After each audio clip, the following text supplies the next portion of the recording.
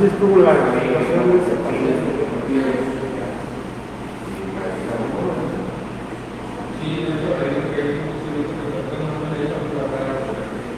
Le modifiqué a los desastres porque se decía como muy largo. Doctor, para sus pacientes con hiperacidez, Sabro actúa con rapidez. Le ayuda a neutralizar un mayor volumen de ácido clorhídrico, manteniendo un pH gástrico de entre 3 y 5. Es seguro para sus pacientes de todas las edades, inclusive en mujeres embarazadas. Basta administrar 1 o 2 comprimidos masticables o 5 mililitros de suspensión 1 hora después de cada comida y al acostarse. Cuenta con caja de 20 comprimidos de 500 miligramos y frasco para reconstituir 120 mililitros de suspensión. Doctor, contamos con sus prescripciones.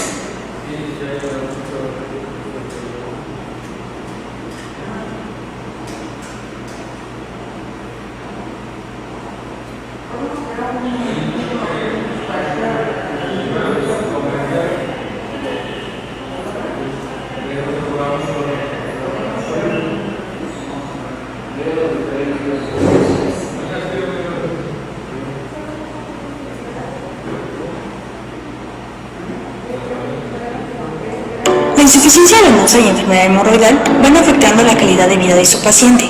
CIES consigue aliviar los síntomas de forma rápida, protege y aumenta el tono de la pared venosa, gracias a su triple mecanismo de acción hemodinámico, hemorrológico y linfótropo. CIES es 10 veces más eficaz que aspiridina y 3 veces más potente que diosmina, brindando más efectividad que la combinación y ofreciendo mayor hidrosolubilidad y difusión. Garantiza un adecuado retorno venoso a su paciente con la nobleza y seguridad de CIES.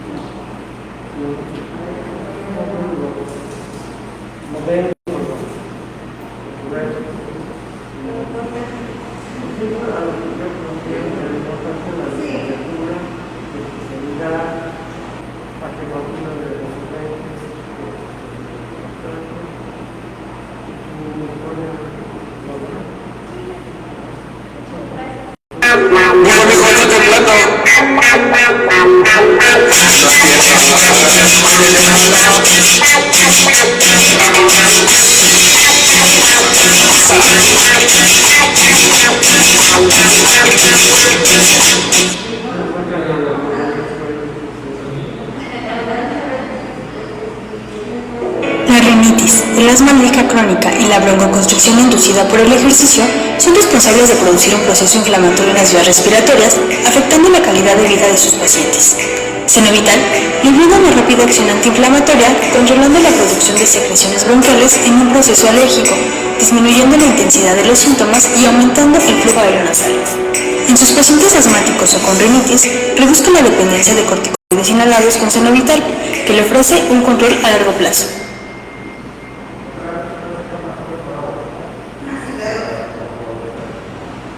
Doctor, para sus pacientes con enfermedades respiratorias altas o bajas, gastrointestinales o urinarias, recuerde que cuenta con Brevelin, levofloxacino, antibiótico de amplio espectro seguro que ha demostrado de 90 a 92% de eficacia terapéutica superior a otros tratamientos frecuentemente empleados. Recupere la salud de su paciente con la calidad de Brevelin, que le garantiza eficacia y seguridad por 24 horas. Doctor, cuenta con sus prescripciones.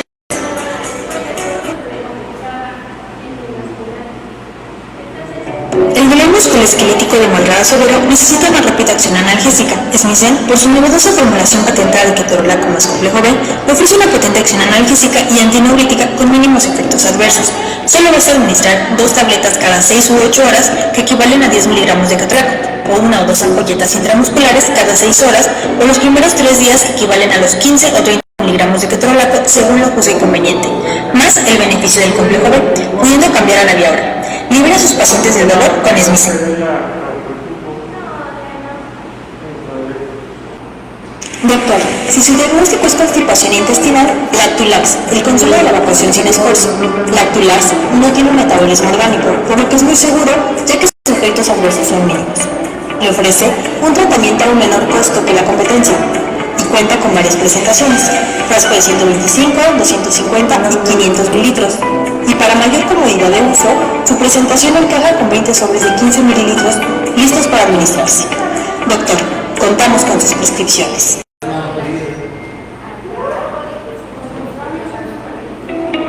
Doctor, cuando se necesita una acción antiinflamatoria comprobada, ya cuenta con el nuevo Excel Gel, excelente alternativa de tratamiento tópico para el dolor local, de artritis reumatoide, artritis gotosa, osteoartritis y procesos inflamatorios de tejidos blandos. Confía en la calidad y seguridad de la nueva formulación de Excel Gel, recetándola.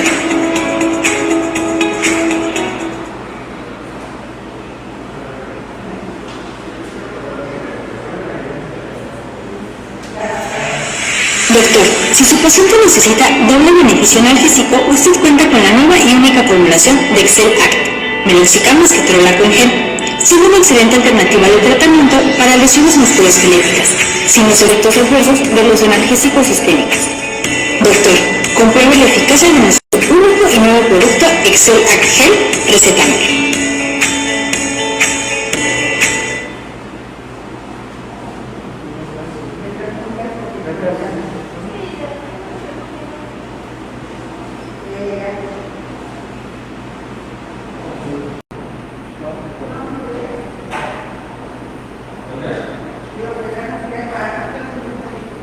Doctor, para sus pacientes con enfermedades respiratorias altas o bajas, gastrointestinales o urinarias, recuerde que cuenta con Brevelin, levofloxacino, antibiótico de amplio espectro seguro que ha demostrado de 90 a 92% de eficacia terapéutica superior a otros tratamientos frecuentemente empleados.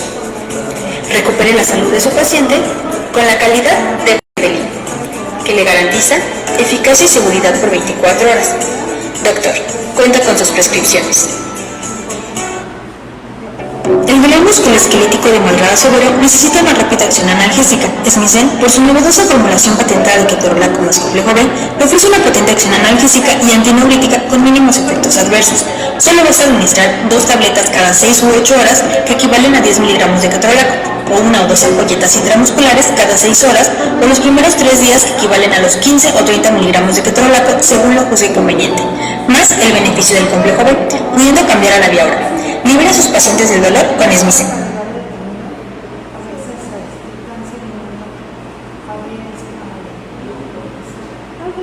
Doctor, si su diagnóstico... Doctor, cuando se necesita una acción antiinflamatoria comprobada, ya cuenta con el nuevo Excel Gel, excelente alternativa de tratamiento tópico para el dolor local, de artritis reumatoide, artritis gotosa. Doctor, necesita doble beneficio analgésico, usted cuenta con la nueva y única formulación de Excel Act, meloxicam más ketorolaco en gel, siendo una excelente alternativa de tratamiento para lesiones musculoesqueléticas, sin los efectos adversos de los analgésicos sistémicos. Doctor, compruebe la eficacia de nuestro único y nuevo producto Excel Act Gel, recetándolo.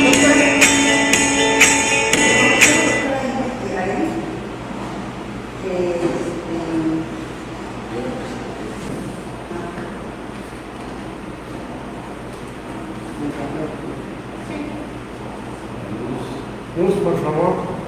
Muy buenas noches. Muy buenas noches de nuevo. El Centro Médico del Ángel está presentando la sesión correspondiente al 25 de mayo de 2022 con una excelente ponente que nos va a presentar el tema de hoy, la doctora Alma Lorena Reyes Miranda, con el tema de abdomen agudo, diagnóstico diferencial y cómo resolverlo. Es un tema muy importante porque nos da la oportunidad de hacer clínica y de resolver problemas que nos atañen al diario en servicios importantes en urgencias y caray, muchas veces no tenemos la facilidad de cómo hacerlo y que tenemos que estar cerca del paciente de estar a la orilla del paciente, de tocar al paciente, de observar al paciente, de acordarnos de cómo debe de hacer una exploración física del paciente, y no solamente desde lejecitos, y no solamente de decir, pues tómale una placa de abdomen o una tomografía, sino realmente de observar al paciente, de hacer clínica del paciente. La doctora Alma Lorena Reyes Miranda hizo su licenciatura de Medicina en la Facultad de Medicina de la Universidad Autónoma del Estado de Morelos del 2002 al 2009 y su especialidad de cirugía en el Centro Médico del Instituto de Seguridad Social del Estado de México en municipios de Ecatepec del 2010 al 2024. En donde fue jefa de residentes del Centro Médico del CEMIM de Ecatepec del 2013 al 2014. Su historia laboral: trabajó una temporada corta como especialista en cirugía general en la Cruz Roja Mexicana de Tlalnepantla del Estado de México, y de agosto del 2014 a febrero del 2020 en el Hospital Comunitario de Huituco, y continúa actualmente su trabajo como especialista en cirugía general a nivel privado en el Centro Médico del Ángel y otros hospitales. Pues agradecemos enormemente tu colaboración, doctora Alma Reyes Miranda, y pues esperamos que esta conferencia nos ilumine y nos dé la oportunidad de desarrollar y de revisar nuestros conocimientos gracias a tu colaboración y tu desarrollo en este tema. Adelante, doctora, por favor. Pasa por favor aquí y piensa aquí el micrófono. Adelante. Gracias.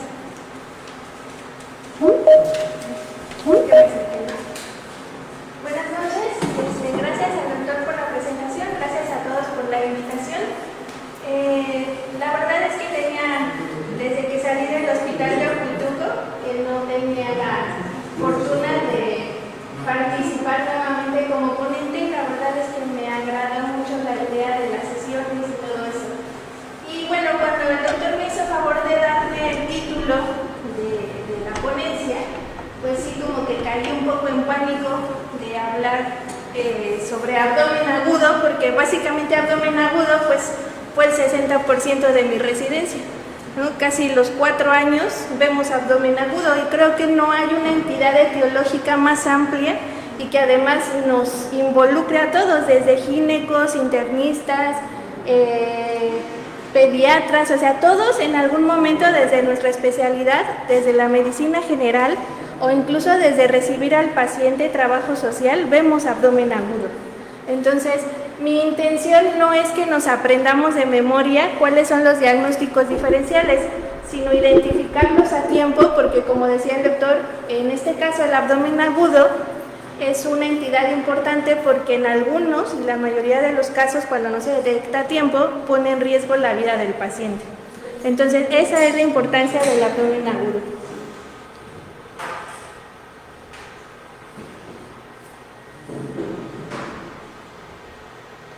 Bueno, entonces, como les había comentado, abdomen agudo no es un diagnóstico. Abdomen agudo es un síndrome, ¿sale? Un síndrome quiere decir que abarca una enorme cantidad de signos y síntomas, ¿sale? Que son muy variables.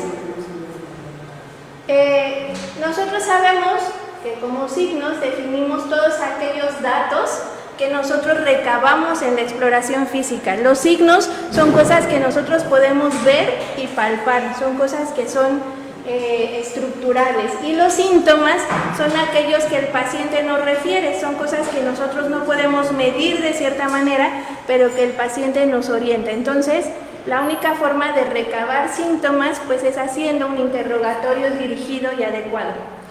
Y en el caso del síndrome de abdomen agudo, el pivote siempre va a ser el dolor, ¿sale? Entonces el paciente no viene a veces porque tenga diarrea o no viene a veces porque tiene vómito, viene cuando esa diarrea o cuando ese vómito o cuando esa fiebre se acompaña de dolor. Entonces, cuando el dolor aparece y el dolor es incapacitante, es cuando el paciente acude a una atención médica. Por definición, el abdomen agudo en la literatura internacional se considera que es aquel que se presenta porque ya tiene menos de una semana de evolución.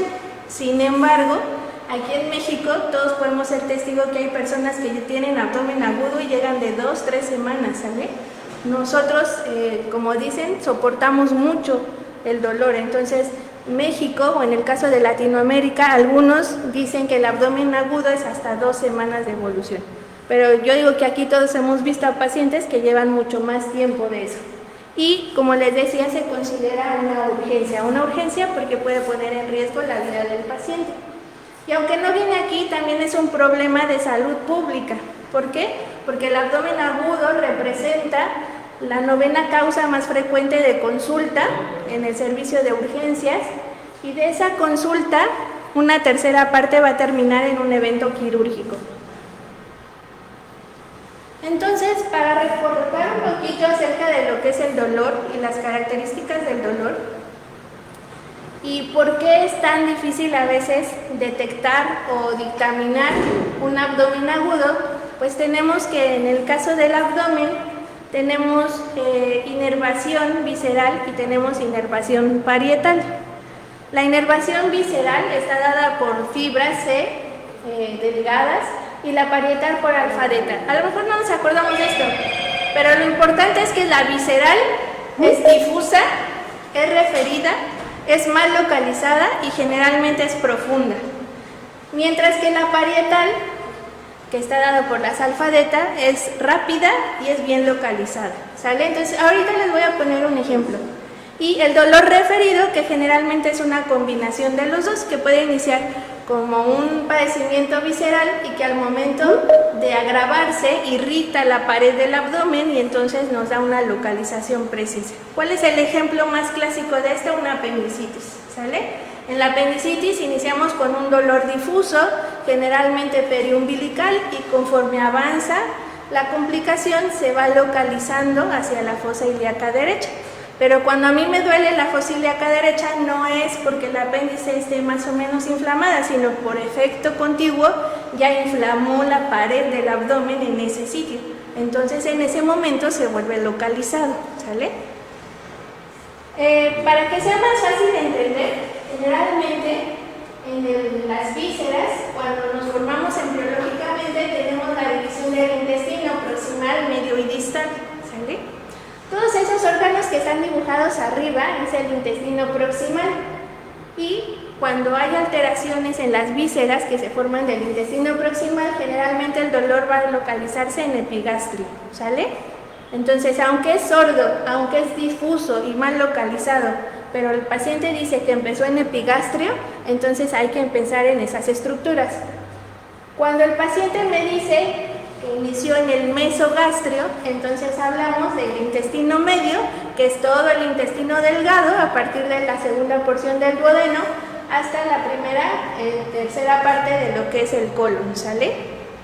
Y el intestino distal, que es la última parte del colon, que es el colon transverso más el descendente y el ano, me va a dar dolor generalmente en hipogastrio, ¿sale? Entonces, esa clasificación, le digo, aunque parece muy burda, sí me ayuda a detectarlo, ¿sale? Entonces, si me duele en epigastrio, estómago, vías biliares, duodeno, ¿sale? Si me duele el mesogastrio, entonces intestino delgado y primera parte del colon. Si me duele abajo, segunda parte del colon transverso, sigmoides y recto, ¿sale? Entonces, eso me va orientando más o menos en el diagnóstico, ¿de acuerdo?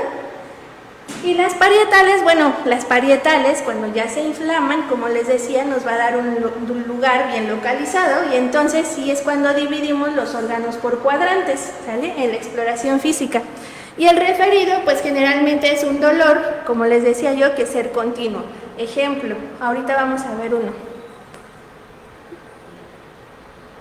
Ay, creo que no avanza. Ya se atoró.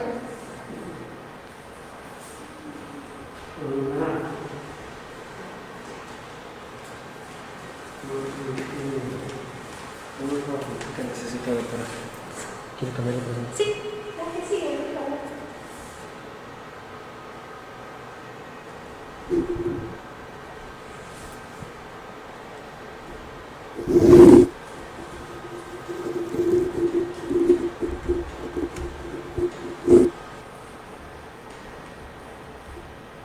Entonces, esta diapositiva resume todo lo que es la inervación autónoma y la inervación somática, ¿sale? Son temas muy amplios, pero como les digo, mi intención no es aburrirlos ni hablar de neurotransmisores ni nada, porque aunque es importante, aquí lo que quiero recargar un poco es el diagnóstico clínico. Entonces, por eso tomé los puntos más importantes.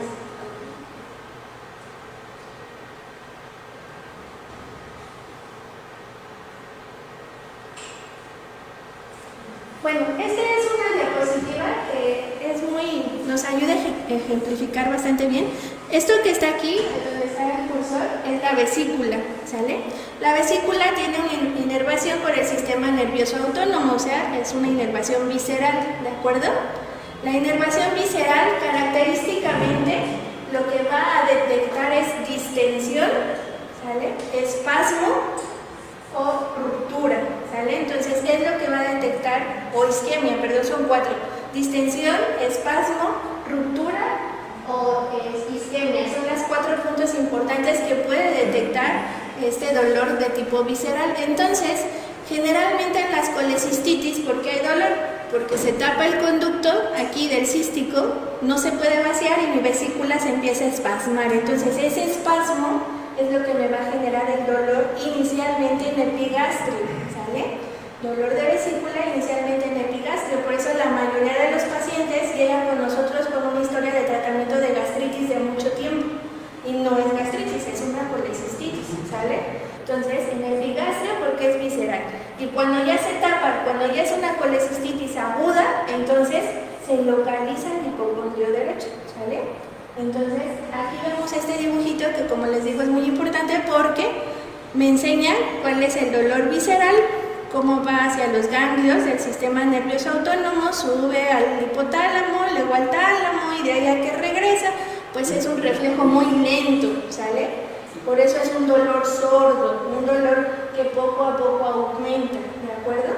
Entonces es una evolución más prolongada. Ahora, ¿qué sucede cuando mi vesícula ya está tapada? Cuando mi vesícula ya está demasiado inflamada, ya está agudizada, entonces irrita la pared, aquí, irrita lo que es el parietal. Y entonces el parietal, la diferencia es que es un dolor somático.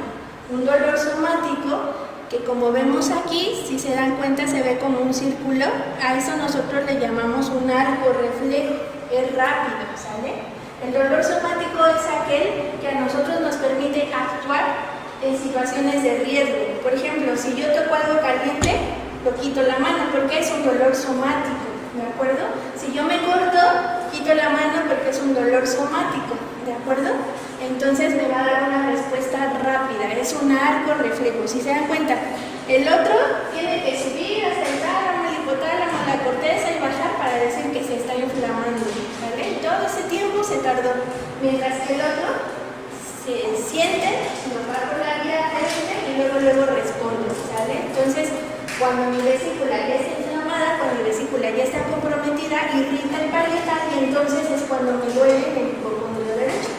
Y generalmente cuando les duele ya en esta zona, lo corroboramos por laboratorios, ultrasonido, y no es que coincida que ya esté inflamada, sino que por eso, por el dolor, podemos decir que ya es una colecistitis agudizada, ¿sale? Entonces, como les digo, el dolor es un tema muy amplio, pero la cosa aquí solamente es que tratemos de diferenciar el dolor visceral del dolor somático. Entonces, si yo inicio con un dolor visceral, quiere decir que la urgencia de mi paciente aparentemente no es tan complicada, ¿sale? Es algo que está en evolución.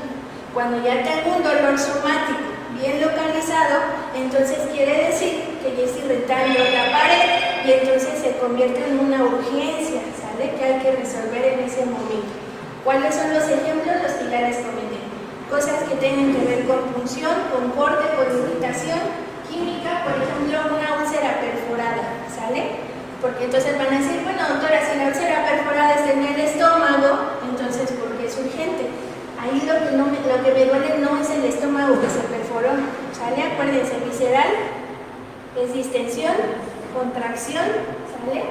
Isquemia, y el otro es temperatura, quemaduras, cortes, rupturas, ¿sale? Entonces, lo que me duele la úlcera péptica o la úlcera perforada no es el estómago, es la pared que se irritó por la salida del ácido gástrico, ¿sale? Entonces es una urgencia porque ya está bien localizado, un dolor abdominal bien localizado, súbito, entonces una urgencia, ¿sale? Un abdomen agudo urgente.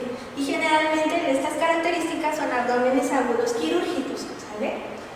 Cuando les decía es progresivo, es sordo, mal localizado, generalmente entonces es por distensión o por contracción o por lesión de la cápsula o por isquemia y la evolución es más prolongada, ¿de acuerdo?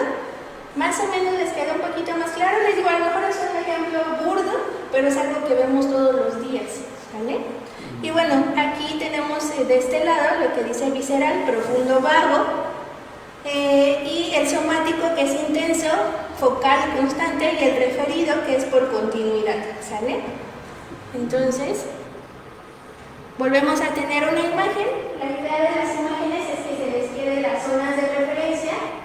En el intestino anterior, acuérdense, va a doler el epigastrio, ¿sale? Estómago, vías biliares, y la primera parte del duodeno, epigastrio, intestino anterior. Intestino medio, lo que es todo el intestino delgado, hasta lo que es colon ascendente y la mitad del transverso, y el intestino inferior, lo que es el colon descendente, sigmoides, recto, ano, y lo que son genitales, ¿de acuerdo? Y en este lado, pues ya tenemos lo que es el dolor somático, aquí donde está esta pancita, no digo gordito porque ahora somos gordofóbicos, entonces donde está la pancita, y ahí ya vamos a ver el dolor bien localizado, ¿sale? Vamos a tener estómago, vaso, riñón en los cuadrantes, ¿sale? Y el dolor referido, que puede ser hacia la espalda, por continuidad de los dermatomas, pero parietales, ¿de acuerdo? Lo que es el diafragma y hacia el hemicinturón en espalda, vía biliar y riñón, hacia la espalda baja, lo que es páncreas y riñón, y hacia la zona glútea o sacra, lo que es recto y útero, que son los más frecuentes. Entonces, una vez que identifiqué las características del dolor, que es el síntoma pivote de mi diagnóstico, pues lo principal que quiere saber el paciente es, ¿me tiene que operar o no? ¿Sale? Es lo que pregunta el paciente.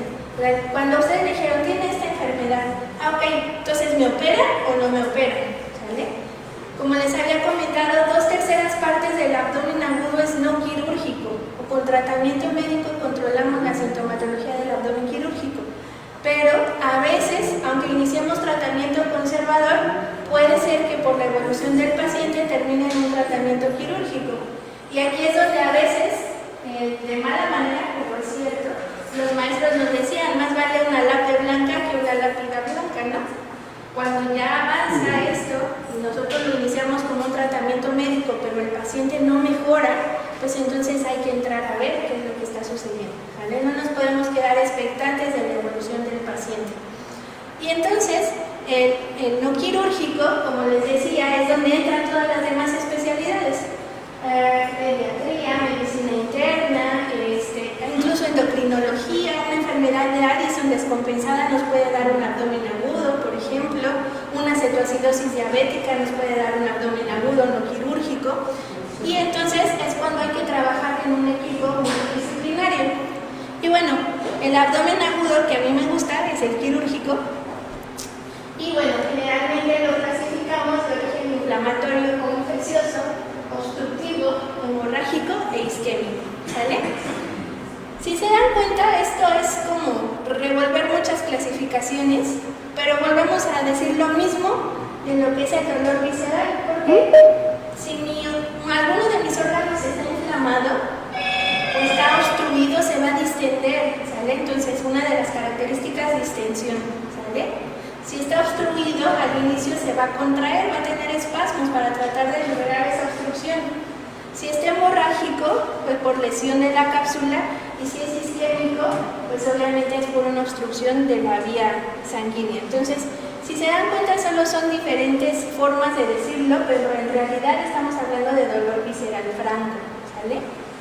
Y entonces, ¿cómo voy a abordar a mi paciente? Como les estaba platicando ahorita con el doctor, ahorita estamos en una época en donde a mí ya me tocó como residente que todo debe estar justificado en el expediente, todo debe estar acompañado de laboratorios y todo tiene que estar acompañado de imágenes. Pero el diagnóstico de abdomen agudo se realiza en un 70% con la anamnesis y con la exploración física. Así no tuviéramos estudios, pudiéramos hacer el diagnóstico de abdomen agudo, ¿sale?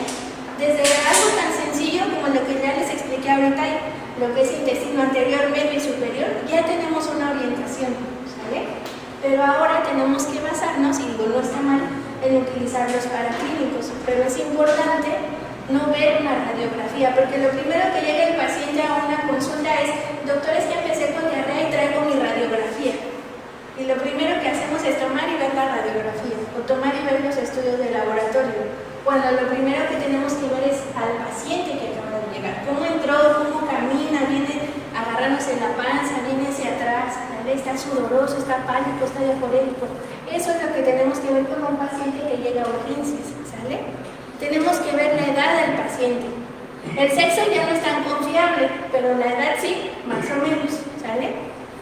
Entonces, tenemos que ver en la edad. ¿Por qué? Porque no es la misma enfermedad que puede tener un bebé, puede tener un niño, a la que va a tener una anciana, un adulto mayor, ¿sale? La etiología cambia. Entonces, tengo que ver desde el principio cómo voy a abordar a mi paciente.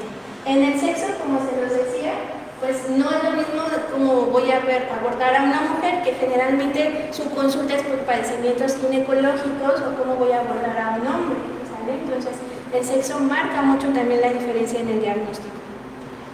Y obviamente, pues sentarme y preguntarle la historia clínica, ¿vale? Yo creo que en todas las ponencias que les han dado aquí sobre temas médicos, la historia clínica es lo principal, ¿sale? De la historia clínica partimos para hacer un diagnóstico.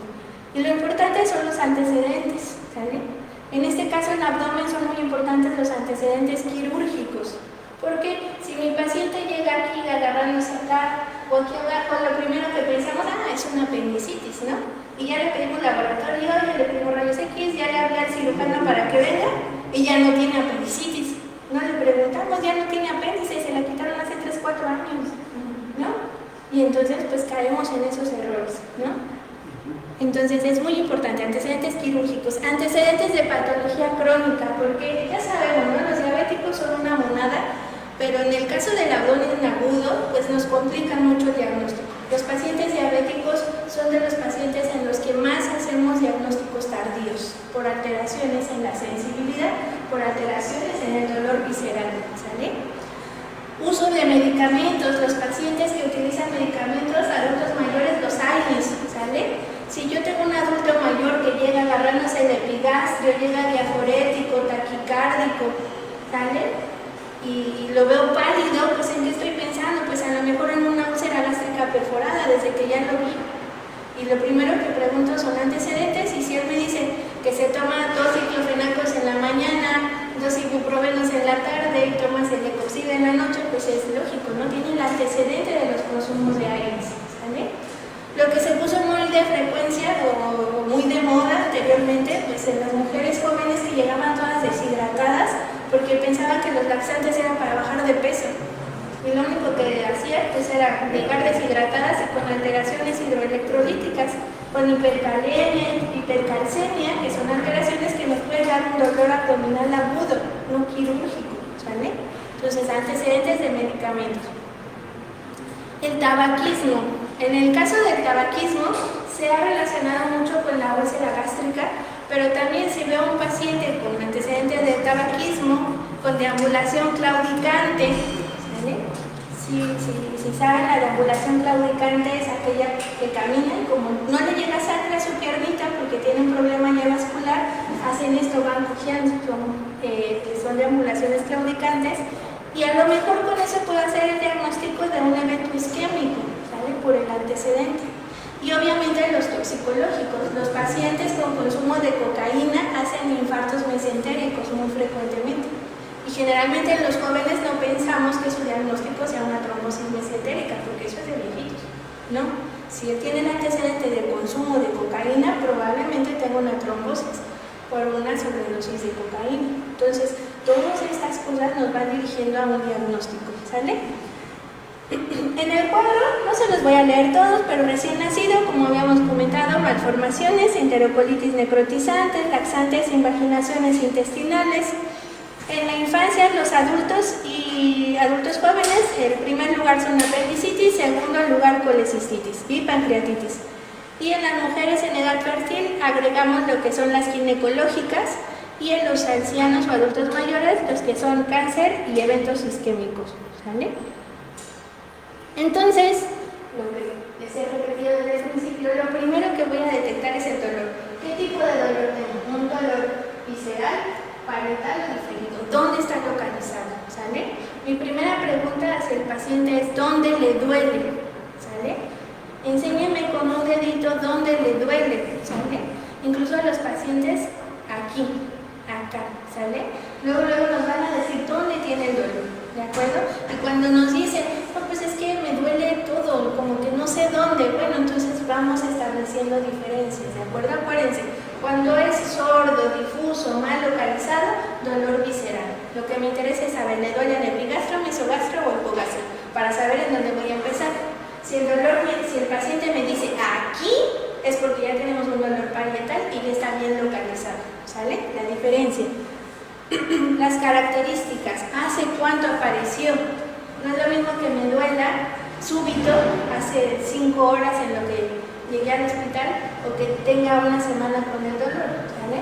Si es súbito, quedamos que más bien se trata de perforaciones, isquemias, de irritaciones parietales por salida de sustancias químicas, por ejemplo. ¿De hemorragias? ¿Mande? ¿O de hemorragias? O de hemorragias, sangrados, sí. ¿Qué factores lo aumentan o lo disminuyen? Por ejemplo, en el caso de la oclusión intestinal, como el paciente está desesperado porque no puede evacuar, lo vamos a ver en la sala así, de un lado para otro esperando su consulta, ¿vale? Si mi paciente lo que tiene es una apendicitis o algo agudo, lo vamos a ver quietecito, ¿sale?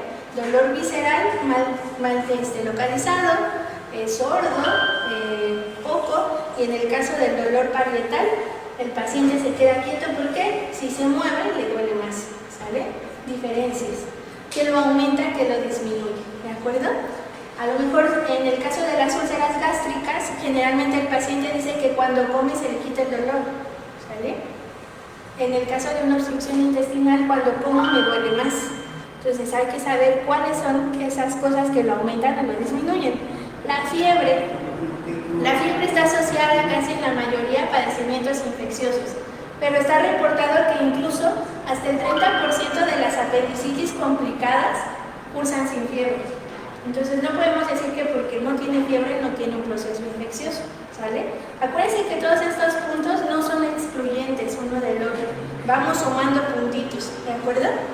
La anorexia, el vómito se presenta casi en todos los padecimientos gastrointestinales. ¿Cuál es lo importante del vómito? Ver la frecuencia, la cantidad y las características. Si es de contenido gástrico, si es de contenido biliar, si es de contenido fecaloide o incluso si es sangrado, ¿sale? Entonces eso nos va a orientar. Si hay ictericia, pues directamente nos señala a problemas de hígado y vías biliares, pero un paciente con una sepsis avanzada, aunque no tenga problemas biliares, va a estar ictérico por la sepsis. Entonces, como les digo, una cosa no es excluyente de otra. Y los síntomas intestinales, como otros que hablamos, como diarrea, tenesmo, la distensión crónica, el estreñimiento, ¿sale? Porque es importante. Si me llega una persona adulta mayor con el dolor bien localizado en el hipocondrio izquierdo y yo hago su historia clínica y me dice que toda su vida ha sido estreñido, pues uno de mis diagnósticos probables es una enfermedad diverticular, ¿vale? Por el antecedente del estreñimiento crónico. Si mi paciente me dice que nunca ha sido estreñido, difícilmente va a tener divertículos. Entonces, estos síntomas intestinales son muy importantes.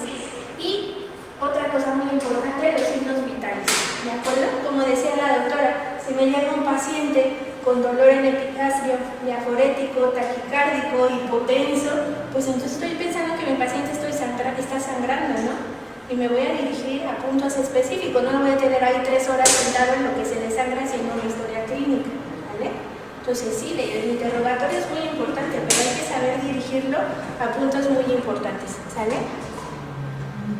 Y en cuanto a la exploración física, pues tenemos lo que es la inspección, lo que les decía, ver la actitud del paciente, cómo entra al laboratorio, cómo entra, al consultorio, si entra agarrándose, si entra en gatillo, si entra desesperado, si lo veo panzón, distendido, y su estado neurológico también, ¿sale?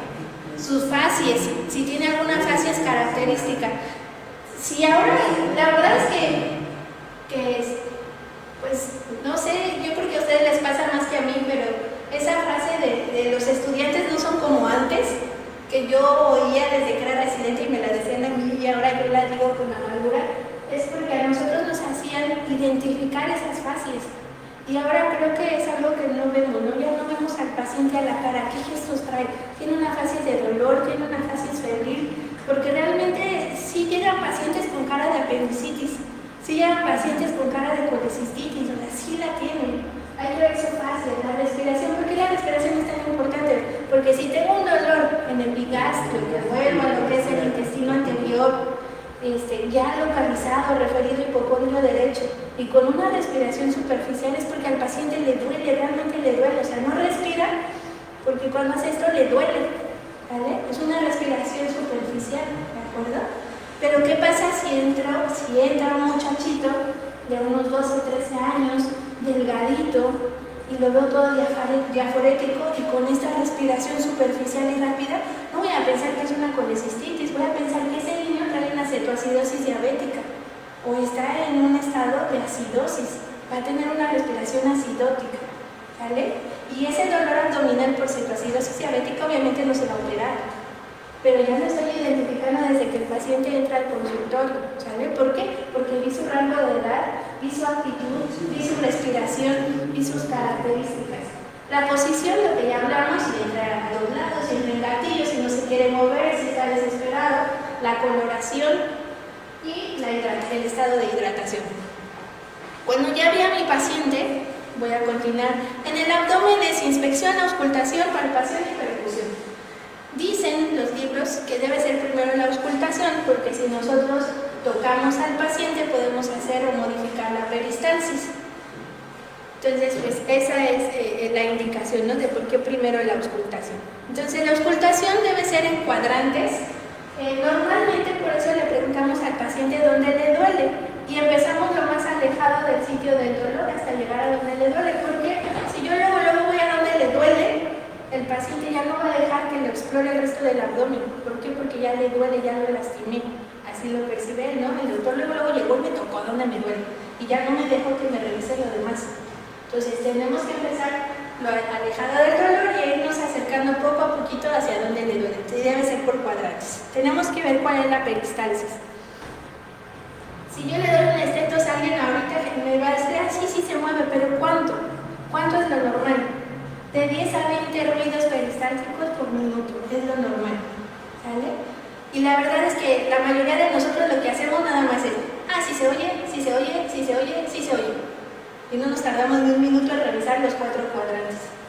No tomamos el minuto para ver si realmente tiene una buena peristalsis. Y soplos, ¿por qué? Porque en la edad adulta, en un dolor súbito, taquicárdico, hipotenso y todo eso, probablemente podamos encontrar lo que son aneurismas aórticos. Y lo vamos a encontrar a la auscultación, vamos a encontrar ese soplo, ese tril de como si estuviéramos escuchando el corazón. Ese soplo en el abdomen nos habla de un probable aneurisma, ¿vale? Aunque no tenga tomografía, aunque no tenga angioresonancia, simplemente escuchando el abdomen, identificando ese soplo, puedo hacer un diagnóstico oportuno de un aneurisma de la aorta, ¿sale? Palpación. Como les decía, tenemos que descubrir el abdomen completo. La gente piensa que el abdomen termina en las crestas ilíacas y que lo que está abajo ya no es parte del abdomen y no lo descubrimos. tenemos que tratar de descubrir completamente al paciente, incluso hasta los genitales. ¿Por qué? Porque causas de dolor de abdomen agudo puede ser una hernia encarcelada, una hernia inguinal, una hernia crural, ¿vale? Entonces hay que descubrirlo completamente. Una torsión de testículo que está fuera del abdomen me puede dar dolor abdominal agudo y también es quirúrgico, entonces hay que descubrir todo al paciente. Y debemos procurar que el paciente esté relajado al momento que lo exploramos. Debemos hacer una exploración organizada, como les decía, por cuadrantes, empezar por un lado y luego por el otro, luego tocarle el testículo y obviamente avisarle al paciente lo que vamos a hacer. Identificar datos de irritación peritoneal, resistencia muscular, tamaño de las vísceras, si hay masas, si hay pulsos, y pruebas indirectas, por ejemplo, las que ocupamos en los niños. En los niños que a veces no operan, lo que hacemos es brincar de la cama hacia abajo, ¿no? Hacia el piso. ¿Para qué? Para que eso genere dolor, una irritación peritoneal, digamos, si tiene datos de irritación peritoneal. O le preguntamos al paciente, ahorita que venía en el carro, ¿le duele cuando pasan los topes? Son datos indirectos o pruebas indirectas que me hablan de datos de irritación peritoneal. Hay que hacer percusión y, muy importante, hay que hacer tactos. Los maestros siempre nos decían, el que no mete las manos, mete las patas. Y sí es cierto, o sea, si no tocamos, nos equivocamos. ¿Cuántos pacientes han sido diagnosticados de abdomen agudo y al momento de hacer el tacto rectal lo que están son impactados? O sea, no están ocluidos, están impactados. ¿Cuántos diagnósticos de tumores de recto podemos hacer solamente con la palpación, con el tacto? ¿Cuántos tumores de próstata, por ejemplo, no?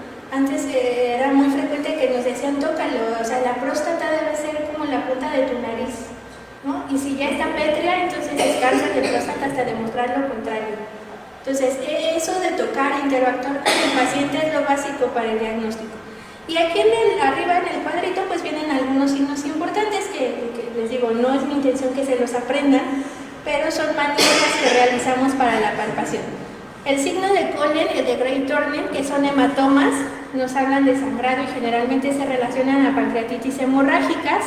Blomberg, Murphy, psoas, obturador son datos de irritación peritoneal. Algunos de apéndice, de Murphy específico de colecistitis. Bueno. Y ahora sí llegamos a los laboratorios. Ya que tengo identificado a mi paciente, le voy a pedir laboratorios. ¿Por qué? Porque si nosotros vemos ahora las series de televisión de House, de Good Doctor y todo, es lo que quiere el paciente, llegar y que le hagan estudios. Doctor, ¿qué estudios me va a hacer?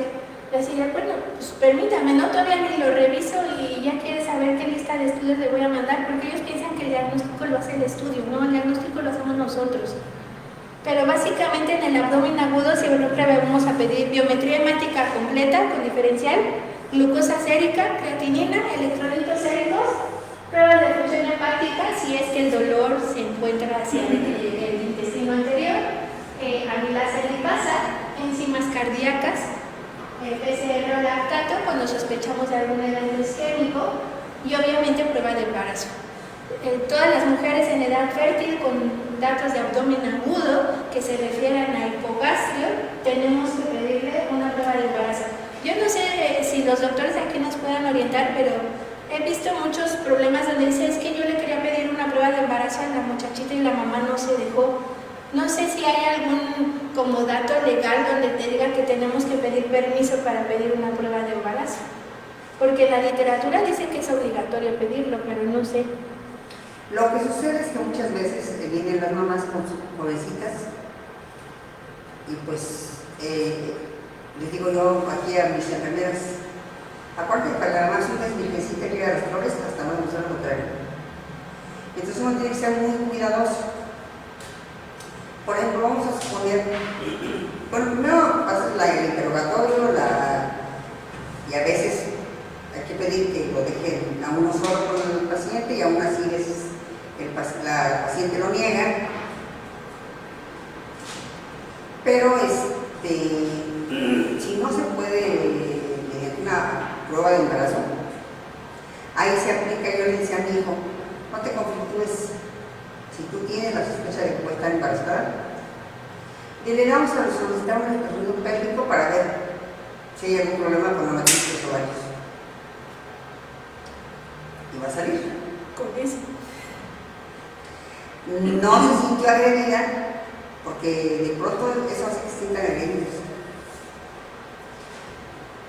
Yo he tenido pacientes que llegan y así ya con 6 meses de embarazo. Y dicen que No puede ser, no es cierto. Estos chamacos. en la alberca.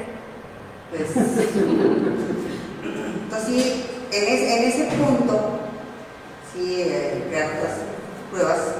Ahora, hay ocasiones en que puede tener un folículo hemorrágico que esté sangrando.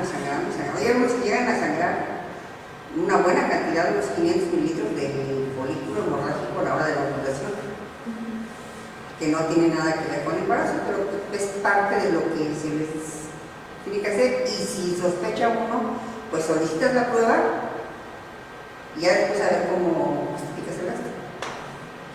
Si sale negativa, Así es. si sale positiva, pues ya Bueno, sí, digo que ese es un punto importante. El dolor agudo en mujeres siempre hay que corroborar o descartar embarazo. sobre todo en jovencitas. Sí. Eso sobre todo en jovencitas. Y luego a veces dicen, no le diga, dígale que tengo otra cosa.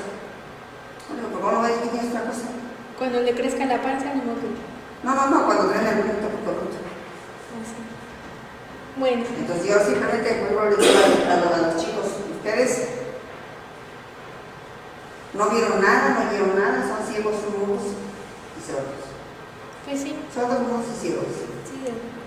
Y por último, el examen general de orina. ¿Sale? Imagen. La literatura actual dice Que las radiografías son obsoletas. Dice que la base del diagnóstico del abdomen agudo es ultrasonido y tomografía. Sin embargo, yo creo que la radiografía la tenemos accesible en la mayoría de las instituciones públicas o privadas, y la verdad es que si observamos adecuadamente podemos tener mucha información de una radiografía simple.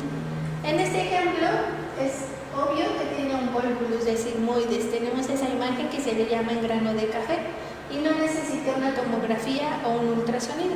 Simplemente con ver la distribución del aire, pues ya relaciono esa imagen con una patología. Si en una radiografía de abdomen y tórax veo aire libre subdiafragmático, pues no necesito una tomografía para que me digan que está perforado, ¿sale? Entonces, a lo mejor es obsoleto en otros países o en otros hospitales donde tienen la posibilidad de estudios más específicos, pero para nosotros todavía sigue siendo base de diagnóstico. Inclusive para la litiasis vesicular, doctora. Sí, La mayoría de los cálculos vesiculares O renales. son radiofagos. ajá, los cálculos renales también, la base de Ajá, diagnóstico. salvo que sea algo muy pequeño, Y se pero los ven. cálculos grandes se ven en las radiografías. Exactamente. O sea, hay ocasiones en que, por ejemplo, tiene algún paciente que sospecha que puede tener un problema de vesícula, de cálculos en la vesícula, y no avanza porque el ultrasonido yo les digo una placa. Sí, una radiografía. No Por sé ejemplo, qué tengas tu perdón, pero todos los cálculos de las vías biliares son radiopagos. sí, la mayoría son. Y cuando ya están inflamados, incluso se ve el doble halo de la vesícula. Se llega a ver la sombra vesicular. Y en el caso, por ejemplo, de otros dolores no abdominales que nos pueden dar referencia al abdomen, que son los dolores pleuríticos, se pueden deber a una neumonía. O sea, podemos identificar una neumonía en una radiografía, no necesitamos una tomografía. Digo, si la tenemos, pues hay que hacerla, ¿no? ¿Por qué? Porque la literatura dice que el estándar para la apendicitis es la tomografía, ¿no? Y en la medicina basada en evidencias y en la medicina defensiva que ahora hemos realizado, pues sí, tenemos que pedir una tomografía, ¿sale? Entonces, las indicaciones de los estudios de imagen tienen que ver con es costo-beneficio, lo que les decía, la medicina defensiva, y saber también que los estudios de imágenes tienen un rango de falsos positivos y negativos. O sea, un estudio de imagen solito, si yo no exploré al paciente, si yo no le hice anamnesis, si yo no tengo estudios de laboratorio, puede darme un falso positivo o un falso negativo, ¿sale? Lo que yo les digo, para el diagnóstico de apendicitis, ni siquiera se requiere ultrasonido. El diagnóstico de apendicitis es clínico y con la VH. Así es. Sí, y lo que le digo, a ver, ahora lo hacemos porque está en las guías de práctica clínica, porque ya está en la literatura y porque hacemos medicina a la defensiva. Y porque los pacientes lo piden. Así es, que sí, un Y luego a paciente veces ya, el ultrasonido puede ser que salga aunque no tiene nada. un paciente ya vio al doctor Google y ya viene nada más para que le firmemos su solicitud. Y bueno, lo que les decía, la base en México sigue siendo Latinoamérica, y pudiera asegurarlo, la RX de abdomen, ultrasonido, tomografía computada e incluso en algunos casos resonancia magnética. Y bueno, estos cuadros no es para que se aburran, si quieren nada más vean algunos de los datos importantes, es lo mismo que ya hemos platicado. La que me va a dar dolor por inflamación o infección generalmente son por irritación química y se deben a perforaciones, ¿sale? Algo que tira líquido hacia el abdomen y que me irrita, ya sea así, líquido gástrico, ya sea sangre, ya sea líquido biliar, todo eso que irrita el peritoneo parietal me va a dar un abdomen agudo de tipo inflamatorio, ¿sale? De origen químico. Por perforaciones, lo que sea estómago, duodeno, vísceras, huecas. Obstrucción, lo que les decía, también puede ser tumores, puede ser volvulus, puede ser una hernia encarcelada, adherencias, vía biliar por cálculos, tumores hemorrágicos, los que ya habíamos platicado, o isquémicos, ¿sale? Y bueno, todo eso va a depender también de la edad del paciente. Y como les decía, incluso aquí viene lo que es la torsión del ovario, tumores ováricos, trombosis mesentéricas, embolias, aneurismas. Entonces, le digo, hablar de abdomen agudo y su diagnóstico diferencial es algo muy amplio, pero lo más importante es identificar a un paciente que tiene una urgencia, el paciente que necesito ver ahorita, porque si no se compromete la salud o el bienestar del paciente. Y ya le volví a atorar.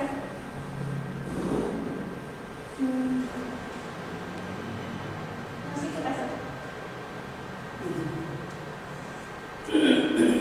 Ya, gracias.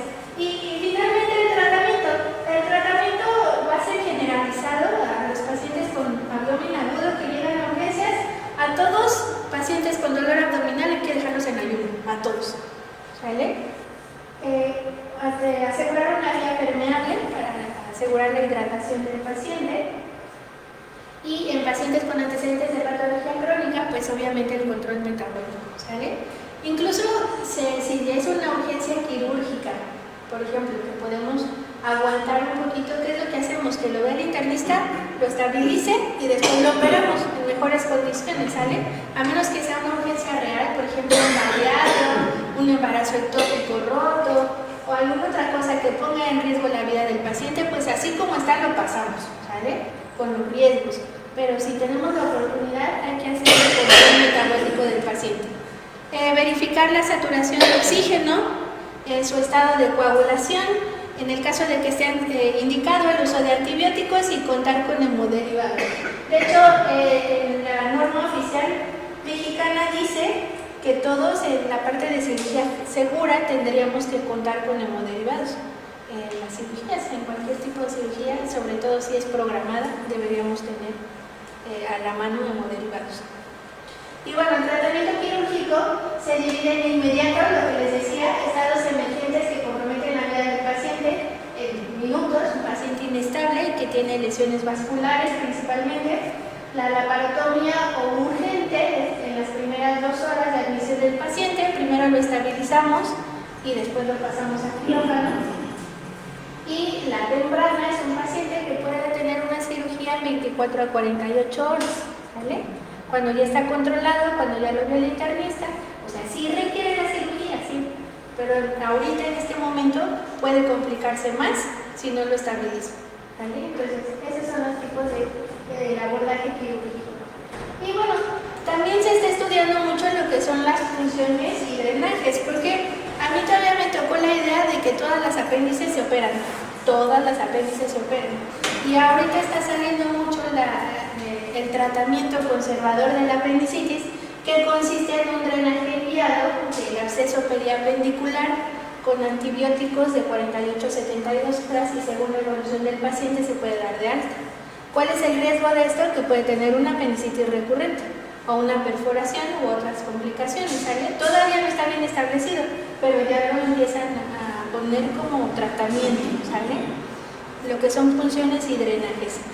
Por ejemplo, en un paciente inestable con una colecistitis agudizada, pues se puede hacer una punción en vesícula solamente para drenar o liberar la presión de la vía biliar, ¿sale? Entonces no son tratamientos definitivos, pero sí mejoran el estado del paciente. Lo que son la pancreatografía retrógrada endoscópica, que son también abordajes quirúrgicos, aunque sean endoscópicos. Bueno, les vuelvo a poner la imagen de las zonas. Es que creo que no se oye, ¿sí se oye? Y las causas extraabdominales, por último, pueden ser torácicas, neurogénicas, metabólicas, enfermes. Y bueno, como digo, no es mi intención que se los aprendan, pero sí que veamos la cantidad de diagnósticos que hay, que no son quirúrgicos y que sí tienen que ver con otras especialidades y que además estamos obligados a sospechar en un paciente con abdomen agudo. ¿Sale? Y por último, un pequeño algoritmo de lo mismo, que llega el paciente al hospital con diagnóstico de abdomen agudo. Si es un paciente estable, entonces me siento a conversar con él, hago la historia clínica, le pido sus laboratorios, sus estudios paraclínicos y hago un diagnóstico. Y en base a eso voy a dictaminar lo importante para el paciente, si se tiene que operar o no se tiene que operar. Y bueno, si se opera, pues esperar la recuperación del paciente. Y creo que ya está. ¿Preguntas, dudas? ¿Me pones sonda nasogástrica? La sonda nasogástrica todavía está indicada en pacientes con datos de oclusión intestinal alta. ¿Cómo sé que es una oclusión intestinal alta? Dolor. ¿El mesogastrio o epigastrio, sale? Porque es el intestino delgado, ¿de acuerdo? Si mi dolor es el hipogastrio, seguramente lo que está ocluido es el colon y la sonda nasogástrica no me va a servir para nada. Si es el meso o el epigastrio, distensión abdominal y vómito gastrobiliar o fecaloide, sí está indicada la sonda nasogástrica. Y la sonda nasogástrica en tratamiento conservador se puede dejar hasta 72 horas. En las pancreatitis, que también era una indicación muy precisa de sonda nasogástrica, ya no, a menos que sea una pancreatitis severa. En pancreatitis leves y moderadas ya no utilizamos sondas nasogástricas porque se ha demostrado que la presencia del cuerpo extraño, en vez de ayudarnos, puede generar un hilio por el cuerpo extraño, por la sonda. Entonces, solamente en pacientes con pancreatitis severa, que además son pacientes que van a estar en ayuno más de 7 días y que la sonda nasogástrica o nasoyeyunal nos pueden ayudar para la alimentación entera. Sí, pero ya no a todos los pacientes se les pone sonda nasogástrica. Lo que sí, el ayuno. Gracias. ¿Alguna otra pregunta? Bueno, aquí un comentario nada más. En lo que refería de que hay ahora están haciendo tratamientos conservadores con respecto a la apendicitis y los problemas de vesícula, pues es algo similar con los tratamientos conservadores en el embarazo ectópico roto, que se les interna y se les administra metotrexate para evitar la laparotomía, la cirugía. Eso tiene que ser así muy controlado, Y luego aquí en este medio, digamos, decirle al paciente, le va a hacer un tratamiento conservador. O sea, a lo mejor hay que tenerle así muchos consentimientos informados de que no autorizó la laparotomía, porque a la primera hora se complica más. Sí, es algo difícil. Y generalmente porque los pacientes esperan que esto se resuelva, que tengamos que ser resolutivos. Entonces, si yo para una apendicitis le voy a pedir que contrate a un radiólogo intervencionista para drenarle el absceso y luego le digo que tiene que estar 72 horas en ayuno con triple esquema antibiótico y después reiniciarle la dieta, o sea, sí le ahorro la cirugía. ¿Y después lo vamos a operar? Y después no avanza y lo tengo que operar. Entonces, a mí todavía se me hace así como muy controversial. Digo, está bien, ¿no? Que se animen a buscar otras cosas que a lo mejor más adelante van a ser el estándar de oro, ¿no? Pero por el momento en los medios Y con la evidencia que tenemos, yo creo que no podemos tomar todavía esa decisión de quedarnos expectantes a ver cómo evoluciona el paciente. Sí, yo creo que esperamos, podemos dejar expectante lo que confirmas o da más signos y síntomas para confirmar el diagnóstico. Así es. Pero fuera de eso, pues a mí cuando me dicen las pacientes, ¿y no me va a solicitar unos rayos X en sonido? Digo, bueno, ¿qué vamos a buscar? Los estudios son mágicos. No le hacen ultrasonido y dice, aquí está, aquí. O la radiografía, digo, ¿qué vamos a buscar? Tienen que ir dirigidos. Exactamente, es lo que le digo. Es como hoy en día que llegan a la consulta y para ahorrarse una consulta o no sé para qué, que llegan con un buen de exámenes de laboratorio. Digo, ¿qué crees? Esos no son los que necesitas. Así es. Pero Sí. tienen que ir dirigidos. Exacto. Los estudios de laboratorio y todo tienen que ir dirigidos. Sí, digo, a lo mejor parece bizarro, ¿no? Pero incluso a mí, mis hermanas me preguntan, ¿no? Oye, ¿sí es cierto que les haces todo eso? Tú ves al microscopio y tú operas y tú haces eso. Y digo, no, o sea, eso lo hacían los griegos, los romanos, ¿no? Que hacían de todo, hasta dibujos anatomopatológicos. Digo, pero no, o sea, que aquí ya cada quien tiene su especialidad. Eso que ven en la tele, que la gente trae en la idea de que lo que vamos a llegar es pedirle todos los estudios y que vamos a llegar a un diagnóstico bien raro. Pues no, la verdad es que hay que costear bien los recursos, exactamente. Sí, pues eso no nos ayuda, ¿verdad? Y la verdad es que nuestros compañeros y estudiantes pues también lo ven así, desgraciadamente. Digo, yo no me creo tan vieja, pero ya me toca decirles, no, eso no sirve, así no son las cosas. No, yo siempre les digo, la clínica es primero. ¿Dónde? ¿Cuándo? ¿Cómo? ¿Con quién? ¿A qué horas? ¿Qué lo aumenta? ¿Qué lo quita? ¿Qué lo disminuye? Así es.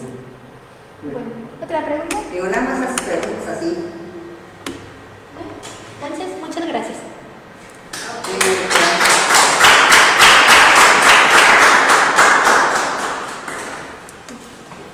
Puede haber preguntas desde el auditorio, por internet, no sé si alguien desde Facebook tiene alguna pregunta que hacer, pues pueden hacerla. No sé, por allá, si Alondra o nuestro contador que están atentos al Facebook, podrían tener alguna oportunidad de interaccionar. Todo muy claro.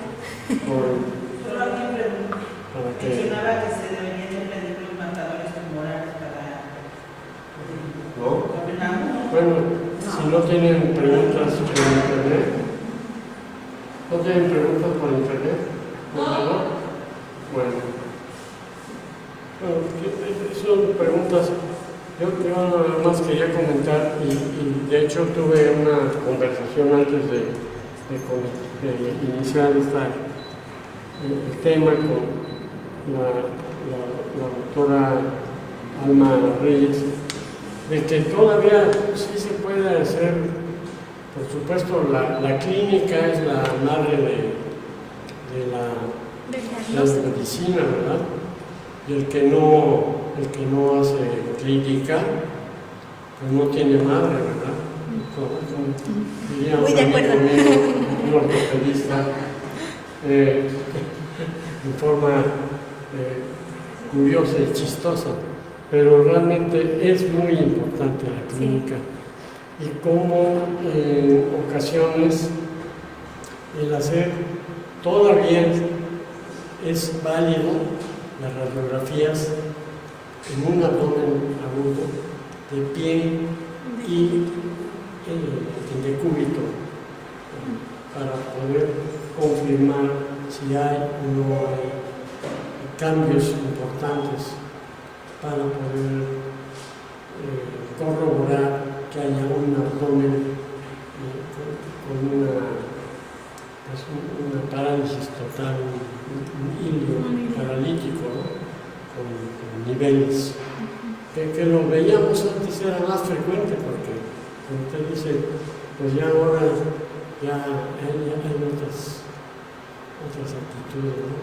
Bueno, como quiera que sea, El Centro Médico del Ángel te agradece muchísimo, doctora Alma Lorena Reyes Miranda, el haber impartido la conferencia sobre abdomen agudo, su diagnóstico diferencial y cómo resolverlo.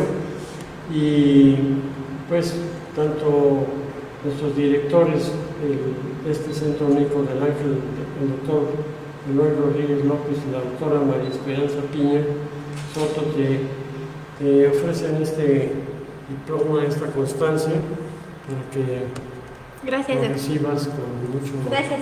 cariño.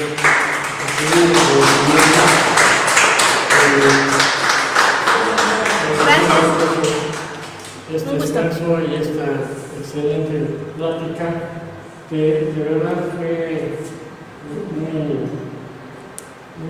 Pues al menos espero que no se hayan aburrido. muy didáctica, sí, muy de veras, así como muy enriquecedora. ¿Verdad? Como si fuéramos estudiantes, pero de verdad muy